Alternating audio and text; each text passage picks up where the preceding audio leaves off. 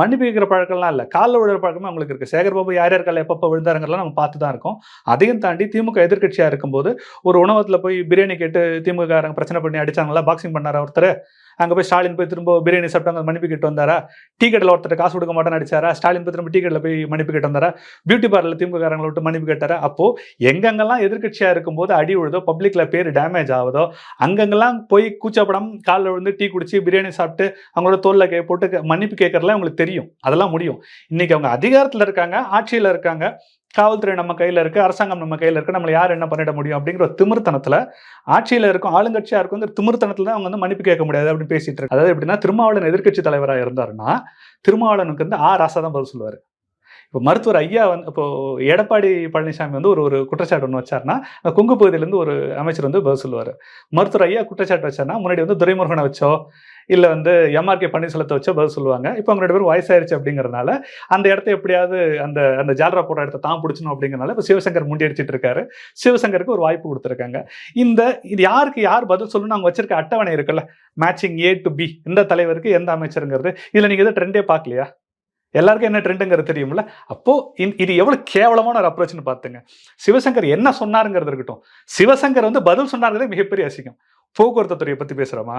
இல்ல பேசுறது வந்து மின்சாரத்துறையில் நடந்த ஊழலை பத்தி தான் மெயின் பேச்சு, இடஒதுக்கீடை பத்தி பேச்சு.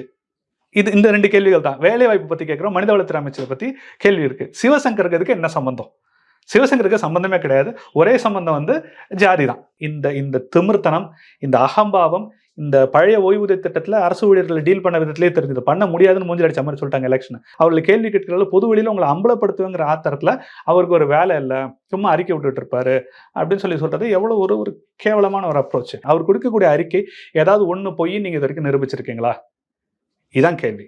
மருத்துவர் ராமதாஸ் கொடுக்கக்கூடிய அறிக்கை அனாவசியமான அறிக்கை அப்படின்னோ, அது பொய்யான தகவல் உள்ள அறிக்கைன்னு இது வரைக்கும் ஒன்றாவது நீங்கள் நிரூபிச்சிருக்கீங்களா? சார் வணக்கம். வணக்கம். பாமக நிறுவனர் ராமதாஸ் வந்து அதானி விவகாரம் குறித்து பேசியிருந்தாங்க. முதலமைச்சர் ஒருவேளை தனிப்பட்ட முறையில் சந்திச்சிருந்தாருன்னா அதை பற்றி விளக்கணும்னு சொல்லி கேட்டிருந்தாங்க. அந்த நிகழ்வுகளை தொடர்ந்து செய்தியாளர்களிடம் கேட்கும்போது அதுக்கு முதலமைச்சர் பதில் சொன்ன விதம் டாக்டர் ராமதாஸ் அவர்களை அவமதிக்கக்கூடிய வகையில் இருக்கு, மன்னிப்பு கேட்கணும்னு டாக்டர் அன்புமணி சொல்லியிருந்தாங்க. அதுக்கு இன்னைக்கு சேகர்பாபு ஒரு ரியாக்ஷன் கொடுத்துருக்காரு. எங்களுக்கு மன்னிப்பு கேட்கிற பழக்கமே கிடையாது, முதலமைச்சர் ஒன்றும் எந்த வகையிலையும் தரக்குறைவா பேசலை, அதனால நாங்கள் மன்னிப்பை தான் கேட்க மாட்டோம் அப்படின்ற ஒரு ரியாக்ஷனை கொடுத்துருக்காங்க. எப்படி பார்க்குறீங்க?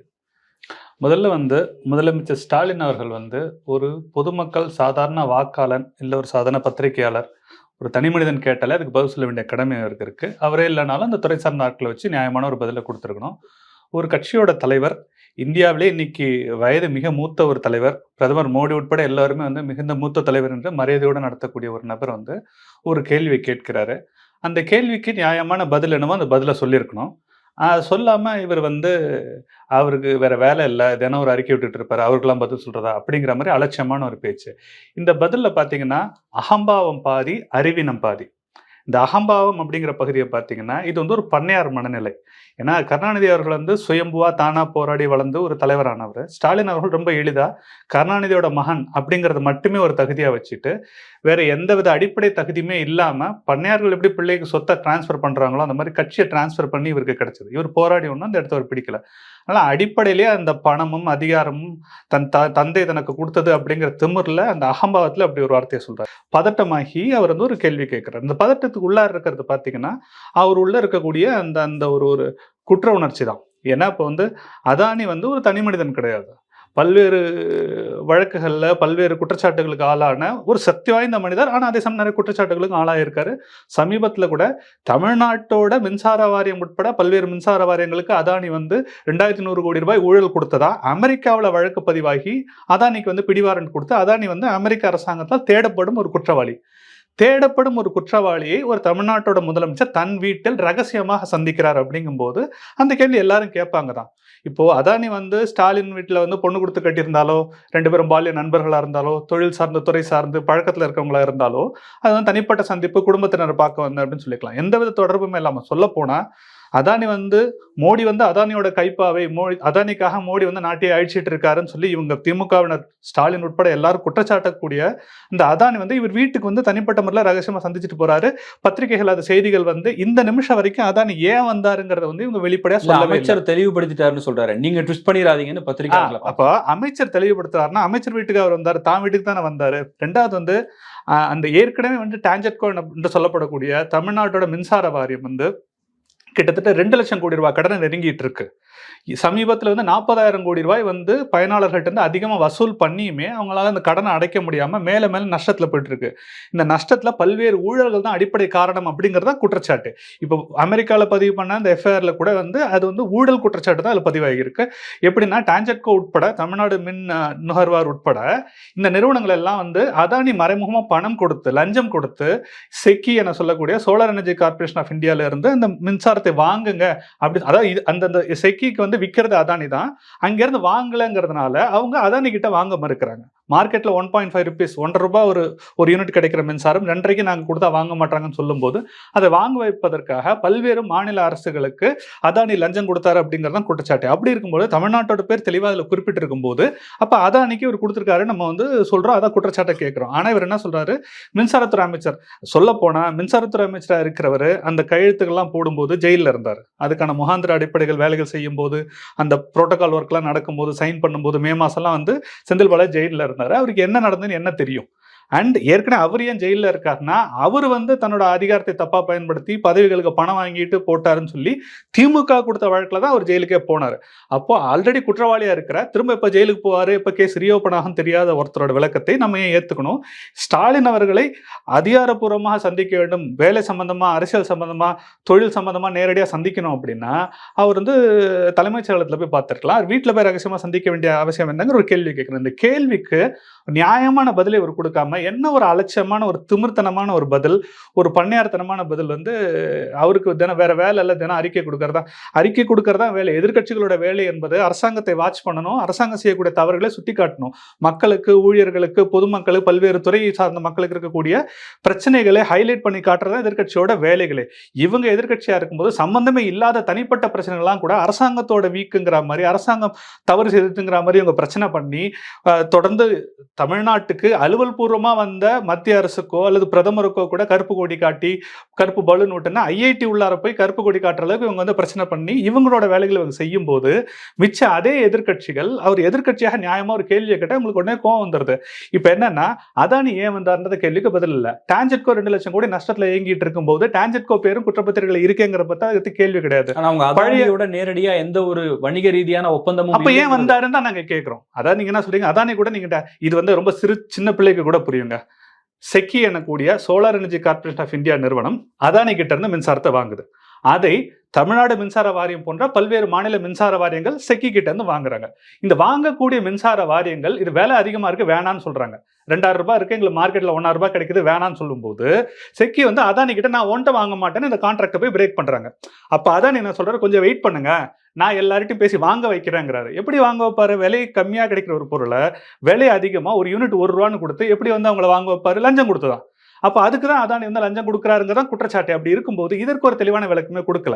அதாவது எதிர்கட்சிகளோட வேலைங்கிறதே அரசாங்கத்தை நியாயமாக விமர்சனம் செய்யறதும் அவர்கள் செய்யக்கூடிய தவறுகளை சுட்டி காட்டுவதும் இதை விட எப்படி சிறப்பாக செய்யலாம்னு ஆலோசனை சொல்றது தான். பழைய ஓய்வூதிய திட்டம் கொண்டு வருவேன்னு திமுக தன்னோட தேர்தல் வாக்குறுதியில சொன்னாங்க. அதனால 12 லட்சம் ஊழியர்கள் நேரடியாக பாதிக்கப்படுறாங்க. கிட்டத்தட்ட 60-70 லட்சம் பேர் ரிட்டையர் ஆனவங்க உட்பட அவங்க குடும்பத்தார் உட்பட 60-70 லட்சம் பேருக்கு மேல பாதிக்கக்கூடிய விஷயம் பழைய ஓய்வூதிய திட்டம். அதை தருவேன்னு பொய்யா வாக்குறுதி கொடுத்து ஆட்சிக்கு வந்து அதை பண்ண மாட்டேங்கிறதையும் சொல்லி இப்போ அந்த ஓய்வூதியம் கூடிய அந்த துறையுமே இழுத்து மூடிட்டீங்க. 5 லட்சம் தனியார் துறையில வேலை வாய்ப்புகள், 5 லட்சம் வேலை வாய்ப்புகள் தமிழ்நாட்டில் உருவாக்கும், 10 லட்சம் கோடி தமிழ்நாட்டில் முதலீடு ஆயிருக்குன்னு அவங்க சொன்னாங்க. அந்த 10 லட்சம் கோடி முதலீடு என்னாச்சு? வெள்ளை அறிக்கை கொடுங்கன்னா அதுக்கு ஒரு பதில் இல்லை. 5 லட்சம் தனியார் துறை வேலை வாய்ப்புகள் என்ன இருக்குன்னா அதுக்கு ஒரு பதில் இல்லை. இவங்க கயல்விழி செல்வராஜ் வந்து ஆதிதிராவிட நலத்துறையா இருக்கிறாங்க. பாமக மருத்துவர் அன்புமணி அவர்களும் மருத்துவர் ஐயா அவர்களும் தொடர்ச்சி அழுத்தம் கொடுத்து பட்டியலின மக்களுக்கு ஏன் இந்த மாதிரி கடைசியில் ஒதுக்கப்பட்ட துறைகள் மட்டுமே கொடுக்குறீங்க, அதிகாரமிக்க துறைகளை கொடுக்கலன்னு சொல்லி அழுத்தம் கொடுத்த பிறகு கயல்விழி செல்வராஜ் வந்து மனிதவள மேம்பாட்டுத்துறை அமைச்சரை தூக்கி போடுறாங்க. அப்போ வந்து 8900 இடங்கள் வந்து தமிழ்நாடு அரசு வந்து குரூப் 4 தேர்வுக்கு ஒன்று நடத்துறாங்க. அதுக்கு அன்புமணி அவர்கள் வந்து 15,000 அந்த எண்ணிக்கையை அதிகப்படுத்துங்கன்னு சொல்லி கேட்கும்போது அதிக எண்ணிக்கையில தேர்வு வச்சு இல்லாத இடங்களுக்கு எப்படி ஃபில் பண்ண முடியும், எவ்வளவு தேவை அவ்வளவுதானே ஃபில் பண்ண முடியும்னு கைல்வெளி செல்வராஜ் அமைச்சர் அவர்கள் சொல்றாங்க. இப்போ கேள்வி என்ன பாமக திரும்ப கேட்குதுன்னா, திமுக வந்து தன்னோட தேர்தல் அறிக்கையில 3 லட்சம் அரசு பதவிகள் காலியாக உள்ளன, குரூப் 4 பதவிகள் காலியாக உள்ளன, அதற்கு மேல ஒரு 2 லட்சம் பதவிகளை நாங்கள் புதுசாக உருவாக்குவோம், மொத்தம் 5 லட்சம் அரசு பதவிகளை நாங்கள் உருவாக்குவோம்னு சொல்றாங்க. 15,000 பேருக்கு இடம் இல்லைன்னு சொல்றீங்களே, அப்ப 5 லட்சம் பேருக்கு இடம் இருக்கு, 5 லட்சம் பேரை நாங்க வந்து நியமனம் பண்ணுவோம்னு திமுக தன்னோட தேர்தல் அறிக்கை சொன்னது சுத்தமான பொய் தானே, மக்களை ஏமாத்திர ஒரு வடிகட்டின பொய் தானே அப்படின்னு ஒரு கேள்வி கேட்கிறோம். அதுக்கு ஒரு பதில் அவங்கள்ட்ட இல்லை. கள்ளக்குறிச்சி விவகாரத்துல காத தூரத்தில், கல்லெறியக்கூடிய தூரத்தில், கோர்ட் சொன்ன ஸ்டேட்மெண்டே தான், stones throw from the police station. ஒரு காவல் நிலையத்திலிருந்து கல்லெறியக்கூடிய தூரத்தில் இருக்கக்கூடிய ஒரு இடத்துல 60க்கும் மேற்பட்ட தலித் மக்கள் வந்து இந்த கள்ளச்சாராயம் கொடுத்து இறந்திருக்காங்களே, இது மாநில அரசுக்கோ காவல்துறைக்கோ தெரியாம தான் நடந்ததான்னு ஒரு கேள்வி கேட்கறாங்க. போலீஸ் டர்ன்ட் பிளைண்ட் ஐன்னு கோர்ட் ரிப்போர்ட்ல சொல்லியிருக்காங்க. காவல்துறை கண்ணை மூடிட்டு இருக்காங்க இந்த குற்றங்களுக்கெல்லாம். காவல்துறை மீதோ அரசாங்கத்தின் மீது எங்களுக்கு நம்பிக்கை இல்லை. ஒரு சஸ்பென்ஷன் பண்றாங்க, அந்த சம்பந்தப்பட்ட அதிகாரிகளை சஸ்பென்ஷனை ரிவோக் பண்றாங்க. ஏன் அவங்களை சஸ்பெண்ட் பண்ணாங்க, அந்த இடைநீக்கத்தை ஏன் திரும்ப நீக்கினாங்க, அவர் ஏன் திரும்ப பணியமர்த்தினாங்கிறது எந்த விதமான விளக்கங்களும் மாநில அரசு கொடுக்கவில்லை. மாநில அரசோட அத்தனை வேலைகளும் சந்தேகத்துக்குரியதா இருக்குதுன்னு சொல்லி தான் ஹைகோர்ட் வந்து இதை வந்து சிபிஐக்கு டிரான்ஸ்ஃபர் பண்றாங்க. ஆனாலும் இவங்க அதுக்காக கடுமையாக மல்லு கட்டிட்டு இருக்காங்கன்னு வச்சுங்க. எப்படியா திரும்ப வந்து மாநில அரசை கொண்டு வரணும், ஊத்தி மூடணும். இப்ப கேள்வி என்ன, இது ஏன் நீங்க மூடி மறைக்கிறீங்க? உங்க மடியில கனம் இல்ல, பொதுமக்கள் பிரச்சனைக்கு இது வந்துருச்சு, பொதுவெளிக்கு வந்துருச்சு, பத்திரிகைகள் உட்பட, எதிர்கட்சிகள் உட்பட, பொதுமக்கள் உட்பட எல்லாரும் விமர்சனம் பண்றாங்க. மாநில அரசு எதையோ மூடி மறைக்குது, கள்ளக்குறிச்சி சாவுக்கு மாநில அரசு தான் காரணம் அப்படின்னு சொல்றாங்க. சரி, உங்க மடியில கனம் இல்ல, உங்க மேல தவறு இல்லைங்கிறத நிரூபிக்கிறதுக்காக சிபிஐ நீங்களே முன் வந்து கொடுத்துருங்க. ஏற்கனவே எடப்பாடி பழனிசாமி அவர்கள் பொள்ளாச்சி பிரச்சனை பெரிதாகும் போது அவர் என்ன பண்ணாரு, ஓகே எங்களை எல்லாரும் கூட சொல்றீங்களா, நான் அதை சிபிஐ கொடுத்துறேன், சிபிஐ விசாரிச்சு உண்மை என்னன்னு சொல்லிட்டு அப்ப நீங்க ஒத்துக்குங்க, நாங்க என்னோட காவல்துறைக்கு கீழே விசாரிக்க விரும்பலன்னு சொல்லி வெளில கொடுத்துட்டார்ல. அப்போ இந்த இடத்துல திமுக வந்து கள்ளக்குறிச்சி பிரச்சனையை சிபிஐ கொடுக்கறது உங்களுக்கு என்ன தயக்கம்? தயக்கம் எங்க இருந்து ஆரம்பிக்குதுன்னா, முதல்ல ஒரு நபர் இறந்த போது, ஒரு தலித் நபர் வந்து இறந்த போது, அவர் இறந்தது வந்து இது வந்து சாராயத்தினால் நடந்த சாவுன்னு எல்லா எதிர்கட்சிகளும் குரல் கொடுத்தார்கள், அதை வெளிப்படுத்தினாங்க. ஆனா அந்த டிஸ்ட்ரிக்டோட கலெக்டர் வந்து என்ன பேட்டி கொடுத்தாரு, வயிற்று வழியில் அவர் இறந்தாரு, வேறு உடல் உபாதைகள்னால இறந்தாரு, ஒரு கள்ளச்சாராயத்தினால சாகலன்னு சொல்லி கலெக்டர் வந்து ஒரு டிவியில வந்து ஒரு பேட்டி ஒன்று கொடுக்குறாரு. அப்ப அந்த பத்திரிகையாளர் சந்திப்புக்கு பிறகு அந்த இறந்தவரோட சாவுக்கு போறவங்க அங்க அவர் குடிச்ச அதே கள்ளச்சாராயத்தை அதே பேரில் எல்லாரும் குடிக்கிறாங்க. அதனாலதான் ஒரு 60 லட்சம் பேர் சாகிறாங்க. பெரும்பாலான மக்கள் தலித் மக்கள், ஏழை மக்கள், அன்றாட காட்சிகள். அவங்க சாகிறதுக்கு யார் காரணம்? இப்போ முதல்லயே ஒரு கலெக்டர் வந்து இது தெரியலன்னு சொல்லியிருந்தாலோ, சந்தேகத்துக்கு இடம் இருக்குன்னு சொல்லியிருந்தாலோ, ஏன்னா இதெல்லாம் ஈஸியாக கண்டுபிடிக்கக்கூடிய விஷயங்கள், ஒன்றும் பெரிய ரகசியம்லாம், ஒன்றும் பெரிய மெடிக்கல் அட்டாப்ஸில் பெரிய விஷயம்லாம் கிடையாது. கள்ளச்சாராயத்தினால ஒரு கூச்சில் இறந்திருக்காரு அப்படிங்கிறது வந்து ஈஸியாக கண்டுபிடிச்சிடலாம், டாக்டர்ஸ் முதல்ல சொல்லியிருப்பாங்க. ஆனால் எங்க அது ஆளும் அரசுக்கு வந்து கெட்ட பேரா வந்துருமோன்னு பயந்துட்டு இவங்க அதை மூடி மறைக்க முயற்சி பண்ணி ஒரு பொய்யை சொல்லி, அந்த பொய்யின் விளைவா என்னாச்சுன்னா, இந்த எச்சரிக்கை இல்லாம அங்க போன மக்கள், படிப்பறிவு இல்லாத சாதாரண பாமர மக்கள் வந்து அந்த கள்ளச்சாரத்தை கொடுத்து 60 பேர் மேல சாகுறாங்க. இப்ப சாகிறது யார் காரணம்? கள்ளச்சாரம் பரவி இருக்கிறதுக்கும் அரசு காரணம். ஒரு இறந்தவர் உண்மையிலே கள்ளச்சாரத்துல அவர் இறந்தாருன்னு மிச்ச பேரை அலர்ட் பண்ணாம அப்படியே வந்து வயிற்று வலியால செத்தாருன்னு சொல்லி நம்ப வச்சு பொதுமக்கள் 60 பேர் மேல சாகிறதுக்கு இவங்க தான் காரணம். இந்த மடியில கனம் இருக்கிறதுனால தான் சிபிஐக்கு கொடுக்க கூடாது இவங்க போராடுறாங்க. இது மட்டும் கிடையாது, ரொம்ப சின்ன சின்ன தனிநபர் பிரச்சனைகள் உட்பட இறங்கி பார்த்தா, வேலூர்ல 13 வயசு பொண்ணை வந்து ரேப் பண்ணிடுறாங்க. அந்த பொண்ணு வந்து இயற்கை உபாதைகளுக்காக வந்து வெளியில போகுது. இரவு நேரத்துல அந்த பொண்ணு வந்து பாலியல் வன்புணர்வு பண்ணிடுறாங்க. ஒரு குடிச்சிட்டு கும்பலா உட்காந்துருக்க கூட்டம். வேலூர்ல இறந்த அந்த பெண் வந்து கற்பழிப்பு உள்ளாகிற அந்த சிறுமிக்கு இவங்க வந்து போய் கம்ப்ளைண்ட் கொடுக்குறாங்க. அந்த எஃப்ஐஆர் வந்து அந்த ஸ்டேஷன்ல எடுக்க மாட்டாங்க. அப்புறம் இன்னொரு ஸ்டேஷனுக்கு போன அனுப்பி விடுறாங்க. உறவினர்கள் அப்போ இன்னொரு ஸ்டேஷனில் கொடுத்தா அந்த ஸ்டேஷனில் வந்து எங்க லிமிட் கிடையாது, திரும்ப அங்கேயே போன அனுப்பி விடுறாங்க. இப்போ உறவினர்கள் உட்காந்து நடுரோட்டில் பிரச்சனை பண்ணி பெரிய அளவில் போராட்டங்கள் நடத்தி தான் ஒரு எஃப்ஐஆரே எடுத்துக்கிறாங்க. இப்போ கேள்வி என்னன்னா, 13 வயசு குழந்தை வந்து ரேப் பண்ணியிருக்காங்க, கேங் ரேப் பண்ணியிருக்காங்க அப்படிங்கும்போது முதல்ல எஃப்ஐஆர் எடுங்க. எந்த போலீஸ் நிலையத்திலையும் வேணா எஃப்ஐஆர் எடுக்க முடியும். சுப்ரீம் கோர்ட்டுக்கு கிளாரிட்டி கொடுத்துருக்காங்க. எந்த காவல் நிலையத்தில் வேணாலும் எஃப்ஐஆரை பதிவு பண்ணிட்டு சம்பந்தப்பட்ட ஜூரிஸ்டிக்ஷனுக்கு அப்புறமா டிரான்ஸ்ஃபர் பண்ணிக்க முடியும். அப்போ வந்து வேணும்ட்டே இவங்களே அழகழிக்கிறாங்கன்னா இந்த கேஸை பதிவே வைக்க கூடாதுன்னு. ஏன்னா பதிவே வைக்காம இருந்தாதான் இவங்க ஓவராலா நம்பர் சொல்லும் போது இவ்வளவு குற்றங்கள் குறைஞ்சிருக்கு, கற்பழிப்பு குறைஞ்சிருக்கு, கொள்ளைகள் குறைஞ்சிருக்கு இவங்க சொல்ல முடியும். அப்போ காவல் நிலையத்திலேயே உங்களுக்கு மறைமுகமா என்ன இன்ஸ்ட்ரக்ஷன் போயிருக்குன்னா, கேஸை எடுக்காம வர்றவங்களை ஆவாட்டி விடுங்க, வர்றவங்களை வந்து நீங்க வந்து மிஸ்கைட் பண்ணி டிஸ்கரேஜ் பண்ணுங்க, பயமுறுத்தி அனுப்பி விடுங்கிறது அவங்களோடது. உதாரணத்துக்கு சென்னையில வந்து கீழ்பாக் மருத்துவமனையில் ஒரு சிறுமி வந்து அட்மிட் ஆகிறாங்க, 10 வயது சிறுமி. அவர்கள் வந்து பக்கத்தில் இருக்கக்கூடிய ஒருத்தரால வந்து தொடர்ந்து பாலியல் வன்புணர்வுக்கு ஆளாயிருக்காங்க அப்படின்னு சொல்லி வந்து டாக்டர் கண்டுபிடிச்சு அனைத்து மகளிர் காவல் நிலையம் அண்ணா நகருக்கு வந்து கொடுக்குறாங்க. அந்த ராஜிங்கிற இன்ஸ்பெக்டர் வந்து அந்த பேரண்ட்ஸை சேர்த்து கூட்டிட்டு போறாங்க. அந்த கம்ப்ளைண்ட், அந்த பாதிக்கப்பட்ட சிறுமி, அந்த சிறுமியை பாதித்த அந்த குற்றத்தை செய்த நபர், அந்த சிறுமியோட பேரண்ட்ஸ், அப்பா அம்மா 2 பேரையும் எல்லாரையும் வந்து காவல் நிலையத்தில் கொண்டு வந்து அந்த பேரண்ட்ஸை வந்து அந்த சிறுமி முன்னாலே அடிச்சிருக்காங்க. கடுமையாக அடிச்சு தாக்கி ராத்திரி ஃபுல்லாக அந்த பேரண்ட்ஸ் ஸ்டேஷன்ல உட்கார வச்சுட்டாங்க. அடுத்த நாள் காலையில் ஆகஸ்ட் 30 நடந்த சம்பவத்துக்கு 30 அடிச்சு நைட்டு ஃபுல்லாக உட்கார வச்சு 31 காலையில் வந்து பேரண்ட்ஸ் வந்து வீட்டுக்கு அனுப்புறாங்க. இப்போ இந்த பேரண்ட்ஸ் என்ன மாதிரி மனநிலை வீட்டுக்கு போயிருப்பாங்க யோசிச்சு பாருங்க. 10 வயது குழந்தைய வந்து தங்களை தெரியாம தொடர்ந்து குழந்தைய வந்து ஒருத்தர் ரேப் பண்ணியிருக்காங்க, பாலியல் வன்புணர்வு பண்ணியிருக்காங்கிறது ஒரு அப்பா அம்மாவுக்கு எவ்வளவு ஆத்திரம் வரக்கூடிய விஷயம். ஆனா இவ்வளோத்தையும் தாண்டி அந்த அப்பா அம்மாவை அடிச்சு விரட்டிருக்காங்க கேஸ் எடுக்காம. இந்த சூழல்ல அவங்க போய் கோர்ட் அப்ரோச் பண்றாங்க. கோர்ட்ல போய் இதை ஃபைல் பண்ண பிறகு கோர்ட் பார்த்துட்டு ஜட்ஜு பதறி போய் இப்படி ஒரு அசிங்கம் அவமானம் ஒரு அநியாயம் நடந்திருக்கு, இது நீங்க ஏன் வந்து முறையா இதுக்கான வழக்கு பதிவு பண்ணி நடவடிக்கை எடுக்கல, ஏன் கைது பண்ணல, அடுத்த நடவடிக்கைகள் ஏன் குறையுதுன்னு சொல்லி கோர்ட்டு கண்ணாப்புனா அதை வந்து வான் பண்ணி அதை சிபிஐக்கு மாற்றுங்கள் சொல்லி கோர்ட்டு சொல்லும் போது தமிழ்நாடு அரசு உள்ள இறங்கி என்ன பண்ணுதுன்னா, நாங்க சிபிஐக்கு கொடுக்க மாட்டோம், நாங்களே விசாரிக்கிறோம், தமிழ்நாடு அரசு உள்ள வந்து அதை வந்து தடுக்குது. இப்ப கேள்வி என்ன, இவ்வளவு பெரிய அநியாயம் நடந்தது, அந்தந்த இன்ஸ்பெக்டர் மேல நீங்க என்ன நடவடிக்கை எடுத்தீங்க?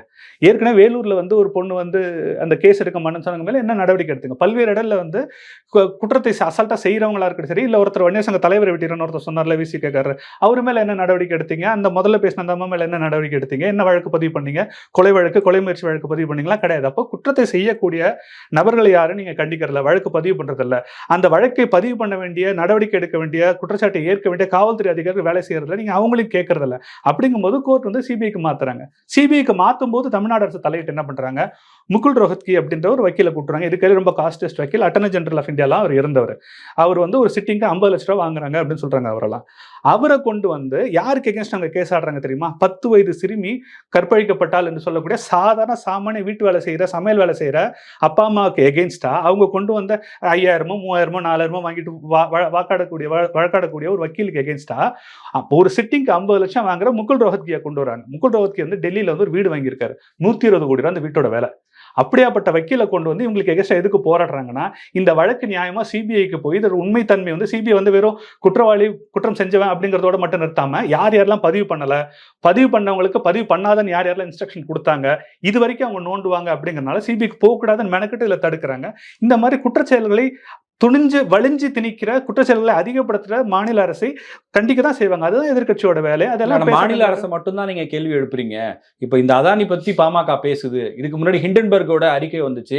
அந்த அறிக்கையில எவ்வளவோ விஷயங்கள் குறிப்பிட்டிருந்தாங்க. அதை பத்தி எல்லாம் பாமக நிறுவனரோ பாமக தலைவரோ பேசவே இல்லை அப்படிங்கிற ஒரு குற்றச்சாட்டை வைக்கிறாங்க. இது என்னன்னா, ஸ்டாலின் வந்து தானும் செய்திகள் படிக்கிறதுல, அவர் சுத்தி இருக்க அமைச்சர்களும் படிக்கிறதுல, அவங்களை ஊழல் செய்யறதுக்கும், ஊழல் செஞ்ச பணத்தை பதுக்கிறதுக்கும், பல்வேறு இடங்களில் முதலீடு செய்யறதுக்கும், அவங்களை சுத்தி இருக்கவங்க எல்லாம் வளப்படுத்துறதுக்கும், ஸ்டாலின் வீட்டுக்கு சேவகம் செய்யறதுக்குமே எல்லாருக்கும் நேரம் சரியா இருக்கு. அதனால செய்திகள் எதுவும் அவங்க படிக்கிறதில்ல. மருத்துவர் ஐயா அவர்கள் மத்திய அரசு செய்யக்கூடிய வேலைகள் இருக்கக்கூடிய தவறுகளை கொஞ்சம் கூட கூச்சப்படாம சுட்டிக்காட்டி நூற்றுக்கணக்கான அறிக்கைகளை கொடுத்திருக்காங்க. இந்த கடந்த ஒரு வருஷத்துல மட்டும் 100க்கும் மேற்பட்ட அறிக்கைகள் மத்திய அரசு செய்த தவறுகளை குற்றச்சாட்டி வச்சது. சொல்ல போனா அந்த தமிழ்தாய் வாழ்த்துல திருத்தம் நடைபெற்றதை முதல்ல அதை கண்டிச்சு பேசினது மருத்துவர் ஐயா அவர்கள் தான். இது மாதிரி பல்வேறு விஷயங்கள் தமிழக மீனவர்கள் பாதிக்கப்படும் போது, சிங்கள அரசால் தொடர்ந்து கைது செய்யப்படும் போது, அவர்கள் படகுகள் உடைக்கப்படும் போது ஒரு 35 பேர் பிடிச்சி மொட்டை அடிச்சாங்க. அதுக்கெல்லாம் வந்து கடுமையான அறிக்கைகள் கொடுத்து மத்திய அரசை சாடி மத்திய அரசு நடவடிக்கை எடுக்கணும், மாநில அரசு அழுத்தமும் கொடுக்கணும்னு சொன்னாரே தவிர நேரடியா மத்திய அரசு இதுக்கெல்லாம் வந்து நேரடி பொறுப்பு அப்படின்னு சொல்லி அழுத்தம் கொடுத்தது ஐயா அவர்கள் தான். சாதிவாரி கணக்கெடுப்பு மத்திய அரசு நடத்த வேண்டும். 2026 வரக்கூடிய சாதிவாரி கணக்கெடுப்பு வந்து மக்கள் தொகை கணக்கெடுப்பை சாதிவாரி கணக்கெடுப்பா எடுக்கணும்னு மத்திய அரசுக்கு அழுத்தம் கொடுக்கிறது மருத்துவர் ஐயா அவர்கள் தான். பல்வேறு விஷயங்களுக்கு மருத்துவர் அன்புமணி அவர்கள் பல்வேறு துறை சார்ந்த அமைச்சர்களை சந்தித்து நேரடியாகவே வந்து அவங்க வந்து கோரிக்கை வச்சிருக்காங்க. அந்த கோரிக்கைகள் ஏற்கப்பட்டிருக்கு. ரயில் திட்டம், தருமபுரி ரயில் திட்டம் உட்பட பல்வேறு விஷயங்களுக்கு அந்த மாதிரி வந்து இவங்க வந்து போய் கோரிக்கை வச்சிருக்காங்க. மத்திய அரசு எல்லா இடத்துலையும் நம்ம வந்து தெளிவாக கண்டிக்கிறோம், கோரிக்கைகள் வைக்கிறோம், அழுத்தங்களும் கொடுக்குறோம். அது மத்திய அரசு சில இடத்துல ஏத்துக்கிறாங்க, இல்லாட்டி தொடர்ந்து நம்ம அழுத்தங்கள் வைக்கிறோம். இது இந்த அரசாங்கத்துல மட்டும் இல்ல, காங்கிரஸ் அரசாங்கத்துல பாமக ஒரு அங்கமா இருந்த காலத்திலுமே காங்கிரஸுக்கு தொடர்ந்து அழுத்தங்கள் கொடுத்து ஒவ்வொரு விஷயம் சாதிச்சுட்டு வரோம். இல்ல முதலமைச்சர் வந்து இன்னைக்கு தரக்குறைவா பேசிட்டாருன்னு நீங்க கண்டனம் தெரிவிக்கிறீங்க, போராட்டம்லாம் அறிவிக்கிறீங்க. இதுக்கு முன்னாடி பாமக நிறுவனர் ராமதாஸ் ஒரு இடத்துல பேசும்போது முதலமைச்சரை வந்து ஒருமையில பேசியிருக்காரு. உன்னை தேடி நான் வரணுமா, உன்னை தேடி நான் கோட்டைக்கு வந்து பார்க்கணுமா, உன்கிட்ட வந்து நிக்கணுமா அப்படின்னு கேட்கறது. ஒரு முதலமைச்சரை ஒரு தலைவர் இப்படி பேசலாமா அப்படிங்கிற கேள்வியும் வருது. ஏன்னா ஸ்டாலின் தொடர்ந்து சொல்லி வந்த பொய்கள் 10க்கும் மேற்பட்ட சமயங்கள் வந்து மருத்துவர் ஐயாவோட ஸ்டாலின் அவர்கள் போன்ல பேசி இந்த இடஒதுக்கீடு நிறைவேற்றி தருவதாக வாக்குறுதி கொடுத்திருக்காரு. பல இடங்களில் சட்டமன்றத்திலையும் சட்டமன்றத்துக்கு வெளியிலையும் விக்கிரவாண்டி இடைத்தேர்தலில் வந்து இந்த இடைத்தேர்தலுக்கு முதல் இடைத்தேர்தல் வந்து 15% வந்து வன்னியர்கள் தனி இடஒதுக்கீடு தருவேன்னு ஒரு வாக்குறுதி கொடுத்தாரு. தேர்தல் அறிக்கையில வந்து 10.5% இடஒதுக்கீடு உறுதியா இருக்கும்னு சொல்றாரு. கடைசி வரைக்கும் உறுதியா இருக்குன்னு வாயில தான் சொல்லி ஏமாத்திட்டு இருக்காரு. அதுக்கு தான் மருத்துவர் ஐயா கேட்டாங்க. இந்த பிரச்சனையே ஸ்டாலினுக்கு எங்க ட்ரிகர் ஆச்சுன்னா, அதானி வந்து தான் வீட்டுல வந்து பார்த்ததும் அதானி ஊழல் வந்து வெளிப்படுது, அதுல தானும் சிக்கிறோம் அப்படிங்கிறது உட்பட உட்பட இப்போ வந்து இந்த வரக்கூடிய டிசம்பர் மாதத்துல வந்து இந்த வன்னியர் இடஒதுக்கீட்டுக்கான எம்பிசி இடஒதுக்கீட்டான தியாகிகள் இருந்ததுக்கு ஒரு மணிமண்டபம் ஒன்று கட்டி திறக்கிறாங்க. அதில் மருத்துவர் ஐயா வர வைக்கணுங்கிற மாதிரி உங்களுக்கு ஒரு திட்டம் ஒன்று இருக்கு. இது சம்பந்தமா ஐயா பேசும்போது ஐயா கொடுத்த அறிக்கையில் என்ன சொன்னாங்கன்னா, நீங்க ஒரு போராட்டத்துக்காக 21 பேர் சாகுறாங்க. அவங்க ஏன் செத்தாங்க அப்படின்னா, மொத்தமா எம்பிசிக்கான 20% இடஒதுக்கீடு அவங்க சாகல, வன்னியர்களுக்கான இடஒதுக்கீடுங்கிறத அந்த போராட்டம் நடத்தப்பட்டது. ஏன்னா வன்னியர் சங்கம் தான் நடத்துச்சு. அதில் இறந்தவங்க, பாதிக்கப்பட்டவர்கள், வழக்கு வாங்கினவங்க, கைகால் எழுந்தவர்கள், வாழ்க்கை எழுந்தவர்கள் எல்லாருமே வன்னியர்கள் அப்படிங்கிற அடிப்படையில் அதை வந்து கேட்கிறாரு. கருணாநிதி அவர்கள் அதில் வந்து நயவஞ்சகமா வந்து பல ஜாதிகளை சேர்த்து அந்த இடஒதுக்கீடு நீர்த்து போக வைத்து தான் பிறந்த சாதியும் கருணாநிதியில சேர்த்துக்கிறாரு. அப்போ அந்த வன்னியர்களுக்கான இடஒதுக்கீடு பாதிக்கப்படும் போது தொடர்ச்சியாக பல ஆண்டுகள் நாங்கள் போராடிட்டு இருக்கோம். வன்னியர்களுக்கு உள்ஒதுக்கீடு கொடுங்க, எம்பிசி உள்ளாருன்னு சொல்லி இந்த 10.5% இடஒதுக்கீடு பிரிச்சு கொடுங்க அப்படின்னு நம்ம கேட்டுட்டு இருக்கோம். இப்போ நம்மளோட கேள்வி என்னன்னா, ஒரு சிறுமி கற்பழிக்கப்படும் போது, ஒரு சிறுமி பாதிக்கப்படும் போது அந்த குற்றத்தை மறைப்பதற்காக, தன்னை காப்பதற்காக முகுல் ரோஹத்கி மாதிரி பவர்ஃபுல்லான வக்கீல்கள்லாம் உள்ள கொண்டு வந்து அந்த விஷயத்தை மூடி மறைக்கக்கூடிய அரசு, இல்லை தனக்கு தேவையான ஒரு தீர்ப்புக்காக போராடக்கூடிய அரசு, கடைசியில் மாநில அரசு வந்து ஸ்டேட் ஐபிஎஸ் ஆஃபீஸர்ஸ் இல்லாமல் சென்ட்ரல் கேடர் ஐபிஎஸ் ஆஃபீஸர்ஸ் வச்சு பண்ணலாம் அப்படின்னு சொல்லி அதில் தீர்ப்பு கொடுத்துருங்க. இப்போ அந்த ஒரு பாலியல் வன்புணர்வு வழக்கில் தனக்கு தேவையான ஒரு தீர்ப்பை வாங்க தெரிஞ்ச ஒரு அரசாங்கத்துக்கு இந்த இடஒதுக்கீடுல இந்த மாதிரியான சக்தி மிகுந்த தலைவர்களே, சக்தி மிகுந்த லாயர்ஸ் அப்பாயிண்ட் பண்ணி ஒழுங்கு மரியாதை அந்த கேஸை நல்லபடியாக நடத்திருந்தா அந்த கேஸ் ஜெயிச்சு நமக்கான வந்திருக்கும். ரெண்டாவது, சுப்ரீம் கோர்ட் சொல்லும் போதே தெளிவாக இடஒதுக்கீடு கொடுக்கலாம், உள்ஒதுக்கீடு கொடுப்பதற்கு மாநில அரசுக்கு எந்த தடையும் இல்லை, முறையான ரெக்கார்டு கலெக்ட் பண்ணி நீங்கள் கொடுக்கலாம், எனிமரேஷன் ஆஃப் டேட்டா எடுத்து நீங்கள் கொடுக்கலாம், கலெக்ஷன் ஆஃப் ஸ்டாட்டிஸ்டிக்ஸ் ஆர்ட் படி கொடுக்கலாம்னு சொல்லி சுப்ரீம் கோர்ட் சொன்ன பிறகுமே இன்னைய வரைக்கும் மத்திய அரசு மேலே பழிய போட்டுட்டு மத்திய அரசு ஜாதி வரி கணக்கெடுப்பு எடுத்தால் தான் வந்து அது கொடுக்க முடியும்னு சொல்லி பீகாரில் வந்து ஜாதிகளுக்கான அந்த கேட்டகரியோட இடஒதுக்கீடு அட்ஜஸ்ட் பண்ண போய் அதை சுப்ரீம் கோர்ட் ரிஜெக்ட் பண்ணதை தமிழ்நாட்டில் திமுகவினர் எப்படி பரப்பிட்டு இருக்காங்கன்னா, உள்ஒதுக்கீடு கொடுக்க முடியாதுங்கிற மாதிரியான பொய் பரப்பி பண்ணிட்டு இருக்காங்க, பொய் வதந்தி பரப்பிட்டு இருக்காங்க. அப்போ ஐயா நேரடியாக சென்று பார்க்கிறாங்க. ஐயாவோட வயது 86 வயதாகக்கூடிய ஒரு தலைவர் வந்து இப்போ ஸ்டாலின் அவர்களை நேரடியாக போய் சந்திக்க வேண்டிய அவசியமே முதல்ல கிடையாது. அன்புமணி அண்ணன் அவர்களும் கௌரவ தலைவர் ஜி.கே. மணி அவர்களும் பல்வேறு கட்சியை சார்ந்த முக்கிய தலைவர்கள் எல்லாருமே பாமகவினர் போய் அவரை பார்த்து பலமுறை அழுத்தம் கொடுத்த பிறகு அவர் கொடுத்த வாக்குறுதியை அவர் நிறைவேற்றல. அவர் கொடுத்த வாக்குறுதி அவர் நிறைவேற்றலை அப்படிங்கும்போது அதை தொடர்ந்து நம்ம அழுத்தம் கொடுக்கும்போது அதை அவர் கேட்கவும் இல்லை, அதை ஏமாற்றுகிறார், பொய்யும் சொல்றாரு அப்படிங்கும்போது அந்த கோவத்தில் இந்த ஆத்திரத்தில் சொல்லுவாங்க தான். ஐயாவோட வயது 86, கிட்டத்தட்ட ஒரு தந்தையை ஒத்த வயது உரியவர். அவர் வந்து அவனை வந்து ஸ்டாலினை வந்து நான் வந்து ஒன்று பார்க்கணுமா அப்படின்னு கேட்டதும் அவர் தன் தந்தை வயதுள்ள ஒருத்தரை வந்து சொல்லப்போனால் இவர் தந்தை கருணாநிதி இறந்த போது மெரினாவில் புதைக்கிறதுக்கு முடியாது, கோர்ட்டில் தடை இருந்தது, கட்டுமான பணிகள் கூடாதுன்னு பாமக வழக்கு கொடுத்திருந்தது. இப்போ ஸ்டாலின் கதறி எழுத பார்த்துட்டு பாமகவின மருத்துவர் ஐயாவோட உத்தரவின் பேரில் அந்த வழக்கை பாமக திரும்ப பெற்றதுனால தான் இவரோட தந்தை கருணாநிதிக்கு இன்னைக்கு மெரினாவில் வந்து ஒரு புதைக்கிறது ஒரு இடம் கொடுத்து ஒரு சமாதின்னு கட்டி வச்சிருக்காங்க. அந்த நன்றியும் கிடையாது. திமுகவினர் அந்த திமுகவோட ஆட்சி 2006க்கு பிறகு அந்த மைனாரிட்டி ஆட்சி இருக்கும்போது ஜெயலலிதா அவர்கள் தொடர்ச்சி மைனாரிட்டி கிண்டல் பண்ணிட்டு இருந்தாங்களே, அந்த மைனாரிட்டி அரசை எந்தவித பிரதிபலனும் எதிர்பாராமல் அதுக்கு 20 எம்எல்ஏக்களை கொடுத்து அந்த அரசை காப்பாற்றி 5 வருஷம் அந்த அரசை ரன் பண்ண வச்சது பாட்டாளி மக்கள் கட்சி. அன்னைக்கெல்லாம் மருத்துவர் ஐயா வந்து உனக்கு தந்தை போல தெரிஞ்சாரு, நன்றியோட நீங்க அவங்கள்ட்ட எல்லாம் பேசுனீங்க. இன்னைக்கு உங்களை ஒரு கேள்வி கேட்டுட்டாங்க, நீங்க செய்யற ஊழலை பற்றி ஒரு கேள்வி கேட்டுட்டாங்க, இடஒதுக்கீடு கொடுக்காம நீங்கள் ஏமாற்றுவதை அவர்களை கேள்வி கேட்கிறாங்க, பொது வெளியில உங்களை அம்பலப்படுத்துவங்கிற ஆத்திரத்துல அவருக்கு ஒரு வேலை இல்லை, சும்மா அறிக்கை விட்டுட்டு இருப்பாரு அப்படின்னு சொல்றது எவ்வளவு ஒரு கேவலமான ஒரு அப்ரோச். உங்களுக்கு கேள்விக்கு பதில் இருந்ததுன்னா கேள்விக்கான பதில சொல்லணும் நேரடியா. அம்பானி இதுக்காக அதானி இதுக்காக வந்தாருங்க, இந்த விஷயம் தான் நானும் அதானியும் பேசணும், இல்ல வரவே இல்லைன்னு சொல்லுங்க அப்படி நீங்க சொல்லவும் இல்லை. அதானி வந்து டான்ஜெட்கோக்கு லஞ்சம் கொடுக்கல, நாங்க அதானி கூட எந்த டீலிங்கும் போடலன்னு சொல்ல, இது எல்லாருக்கும் தெரிஞ்ச விஷயம், பொது வெளியில இருக்கக்கூடிய விஷயம். இது யாரும் உங்கள்ட்ட கேட்கல, அவர் ஏன் வந்தாருன்னு கேட்கிறோம்.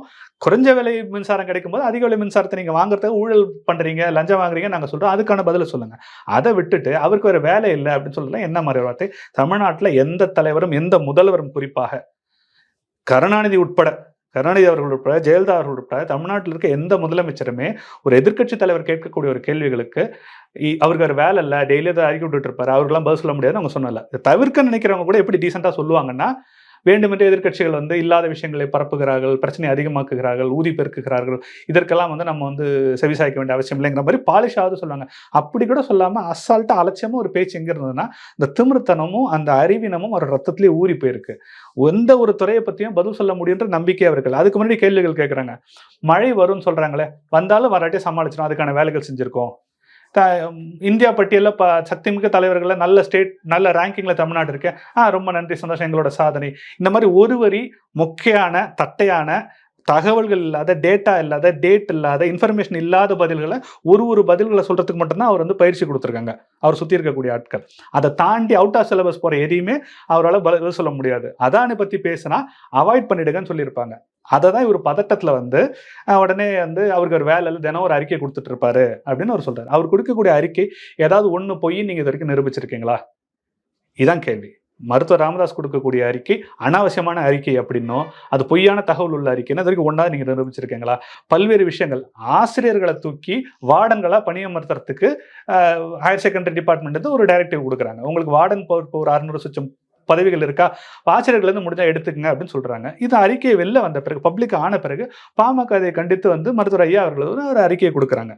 ஆசிரியர்கள் ஏற்கனவே வந்து இடைநிலை ஆசிரியர்கள் உட்பட 8000 பேர் காலியா இருக்காங்க. கல்லூரி லெவலில் ஒரு 6000 பணியிடங்கள் வந்து காலியா இருக்கு. 10,000 15,000 மேற்பட்ட ஆசிரியர் பணியிடங்கள் காலியா இருக்கும்போது ஆசிரியர்களை தூக்கி நீங்க வந்து வார்டனா போடுறீங்களே, இது சரியா? விடுதி காப்பாளராக போடுறது சரியா அப்படின்னு கேள்வி கேட்கும்போது அதே உள்ட்டா அடிச்சுட்டு சம்மந்தப்பட்ட அமைச்சர் என்ன சொல்றாருன்னா, இப்படி ஒன்று நடக்கவே இல்லை, நாங்கள் அப்படி சொல்லவே இல்லை அப்படின்னு சொல்றாரு. அப்போ அமைச்சரை கேட்காம தான் ஒரு துறையில இருக்கவங்களை தூக்கி இன்னொரு துறையில போடுறதுக்கு அதிகாரிகள் முடிவு எடுக்கிறாங்களா?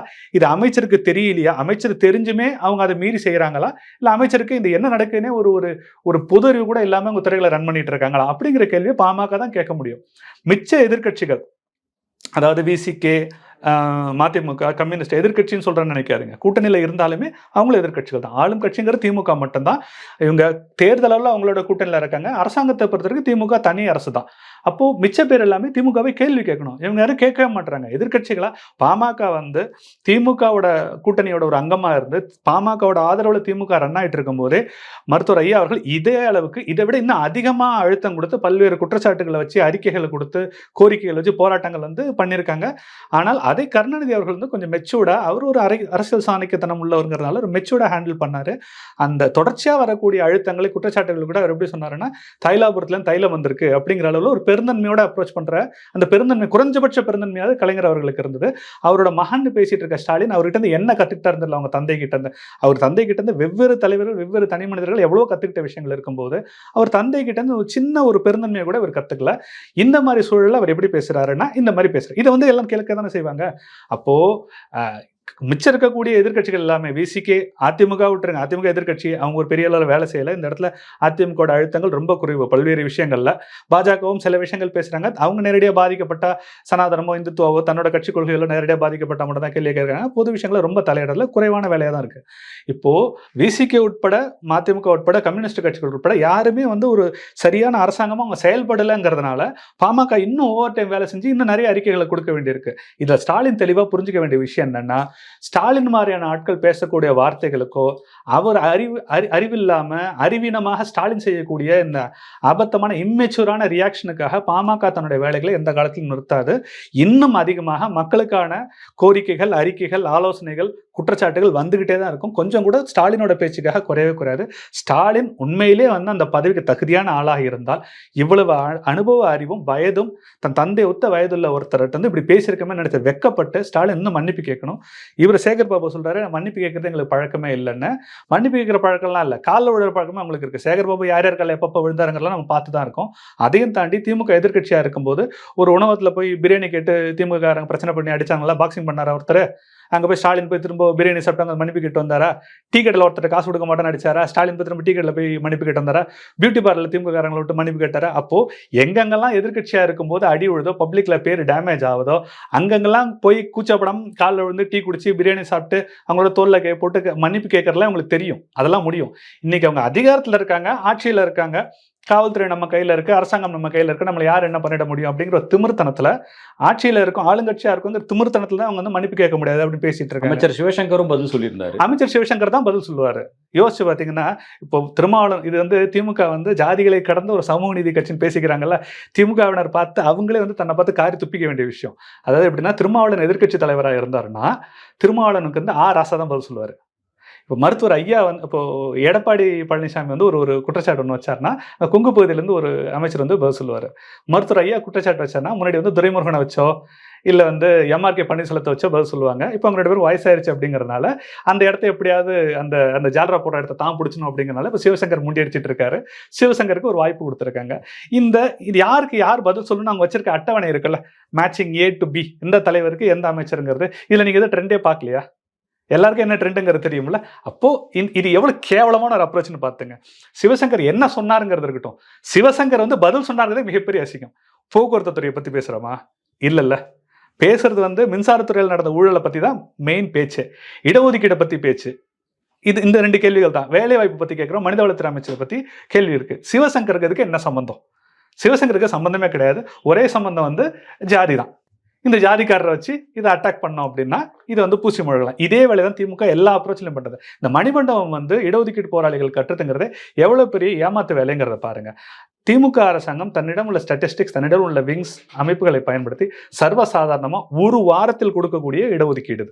ஒரே வாரத்தில் எனிமரேஷன் ஆஃப் டேட்டா பண்ணி கலெக்ஷன் ஆஃப் ஸ்டாட்டிஸ்டிக்ஸ்ங்கிற அந்த சட்டத்தின்படி இந்த எல்லா டேட்டாவும் கலெக்ட் பண்ணி ஒரு வாரத்தில் கொடுக்கக்கூடிய இடஒதுக்கீட்டை திட்டமிட்டு இவங்க மறுத்து அந்த மக்களை ஏமாற்றிட்டு, கோடிக்கணக்கான வன்னியர்களை ஏமாற்றி கொண்டே இன்னொரு பக்கம் மணிமண்டபம் ஒன்று கட்டுறேன், ஒரு 50 லட்சமா 1 கோடியோ கட்டி ஒரு கட்டடத்தை ஒன்று கட்டுறேன், அந்த கட்டடத்தினால வந்து நீங்க இடஒதுக்கீடு வந்துட்டு தான் நம்புங்க அப்படின்னு சொல்லி யாரை ஏமாத்த பார்க்குறாரு.